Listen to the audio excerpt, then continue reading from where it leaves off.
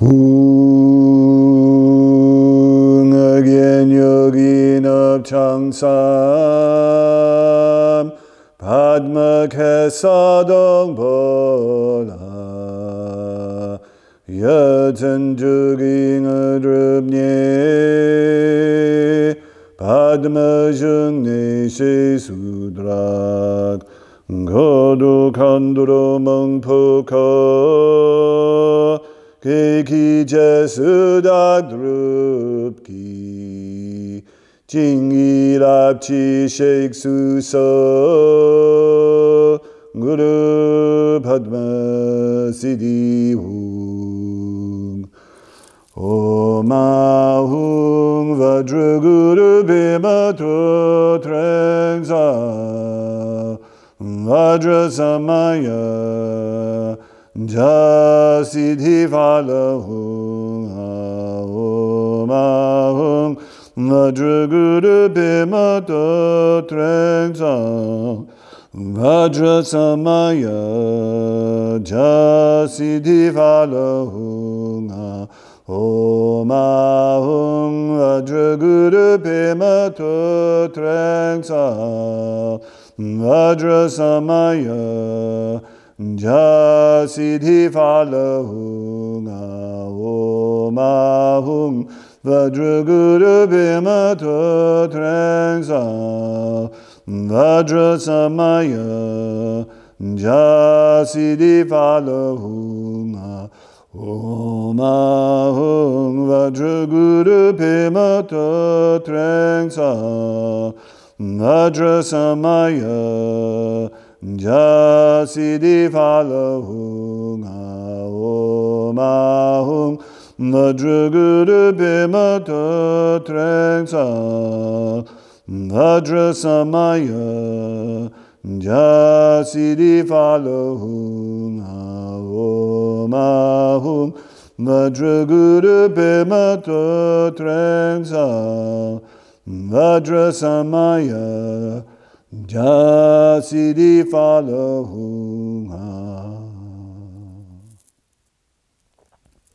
Om Ahum Vajra Guru Padmasambhava Om Ahum Vajra Guru Padmasambhava Om Ahum Vajra Guru Padmasambhava Om Ahum Vajra Guru Padmasambhava Om Ahum Vajra Guru Padmasambhava Om Ahum Vajra Guru Padmasambhava Om Ahum Vajra Guru Padmasambhava. Whom, to the northwest of the land of Urgyen, on the calyx of a lotus flower, O wondrous, the highest siddhi has been attained. Thus Padmasambhava declares, O thou who art encircled with an entourage of darkinis, following thy example will I work. Thou must come here to give me thy blessing, Guru Padmasambhava. Emao konchuk satsum deshe kundupa Nigdu drawa gomed kyapchikya Tukje loktan yowe totrengsa Mahaguru Padma Heruka Mogu dungshak drakpo sawadeb Dradong egdang bachat jatpudok Marung yelsen jungpo tamlotek Sampalungi drukpa shingilob.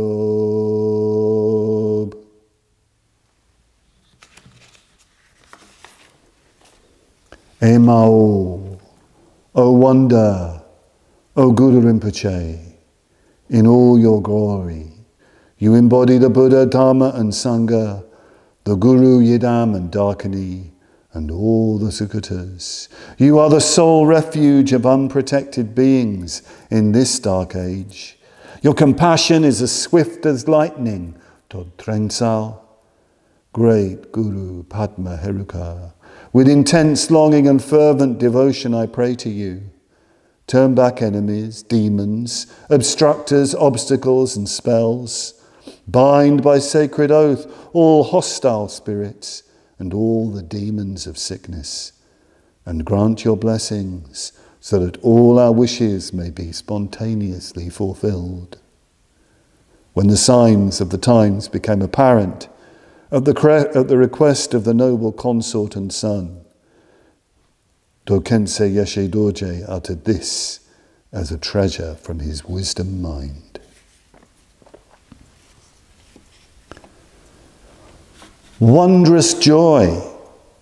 I, Padma, the lotus-born Guru, will relate in this exposition of my spiritual practice and liberating history how I mastered the sacred teaching of the three yanas and worked continuously for the happiness and welfare of all beings, perpetually turning the wheel of Dharma throughout the past, present and future. Some people say that I revealed myself upon the pollen bed of a lotus in the Dana Kosha lake in the country of Urgyen. Some say that I was born a prince of Urgyen, and others say that I fell in the flash of a thunderbolt to the peak of the Iron Mountain. There are many distinct beliefs held by different individuals and peoples, for I have appeared in many forms. However, 24 years after the parinirvana of the Buddha Shakyamuni, the Buddha of boundless light Amitabha conceived the bodhicitta in the form of the great compassionate one Avalokiteshvara. And from the heart of the great compassionate one, I, Padma, the lotus-born Guru, emanated as the syllable Hri. I came like falling rain throughout the world in innumerable billions of forms to those who were ready to receive me. The actions of the enlightened ones are incomprehensible. Who is to define or measure them? That's from a self-liberating life story of Padmasambhava, which is like a wish-fulfilling tree, taken from the 7 profound themes of the great treasure revealer, Urgyen Chokya Lingpa. I'm sitting in the Padmaloka shrine room, and I've been chanting some invocations and mantras to Padmasambhava. I've also quoted from a life story of Padmasambhava where he says himself that some people think that he fell in a flash, like a flash of a thunderbolt, or in the flash of a thunderbolt to the peak of the Iron Mountain.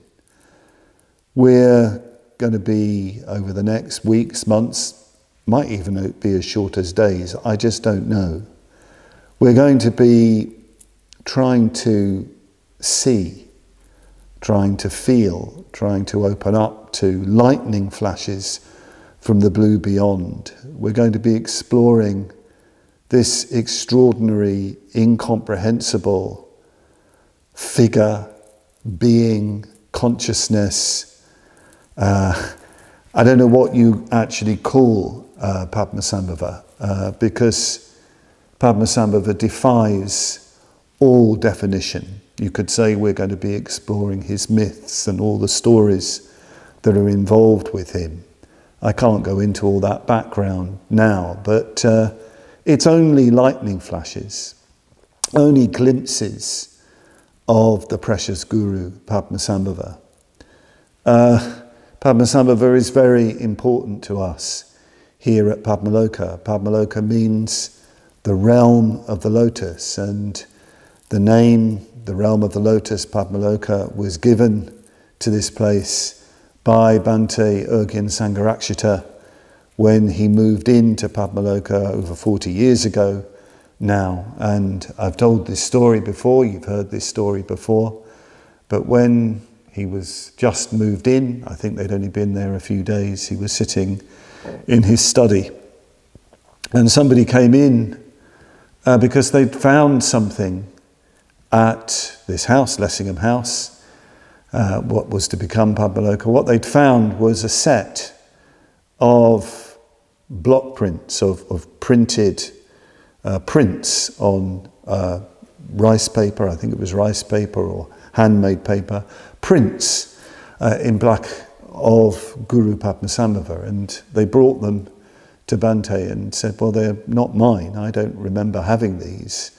And they'd been found on the premises, these prints of outlines of the form of Padmasambhava and the traditional iconography of Padmasambhava. And Bhante said, well, that's very interesting that you've brought these in at this moment, because I was just thinking what to call this place. And I was thinking we should call it Padmaloka, the realm of the lotus, which is actually, incidentally, one of the names of Padmasambhava's pure land, his pure Buddha field, where he resides constantly teaching the Dharma. And Bhante said, well, the Tibetans would say that this is a very auspicious sign, that at the moment that I am thinking of calling this place Padmaloka, you should come in with images of the greatly precious Guru Padmasambhava. So that's very important to us. Padmasambhava is a very important presence in our lives here at Padmaloka. We have various images and paintings of Padmasambhava, a number of them painted by Aloka. We regularly, most Fridays since lockdown began, we've been doing a special Padmasambhava puja, chanting different Padmasambhava mantras, chanting his invocation, chanting various offering verses and various meditations, various litanies, liturgies devoted to Padmasambhava. He's a very important part of our lives, but a very subtle part of our lives, I would say, because Padmasambhava is actually a very mysterious and subtle figure, and very important to Sangharakshita. Very, very important to Sangharakshita.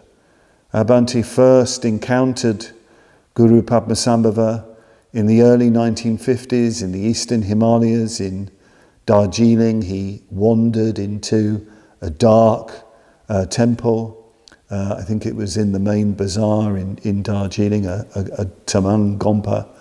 And in the gloom, he saw this extraordinary figure, this huge rupa image of Padmasambhava in his robes and holding his staff and his skull cup and vajra, and that wonderful, mysterious expression on his face, that wrathful smile, that ecstatic frown.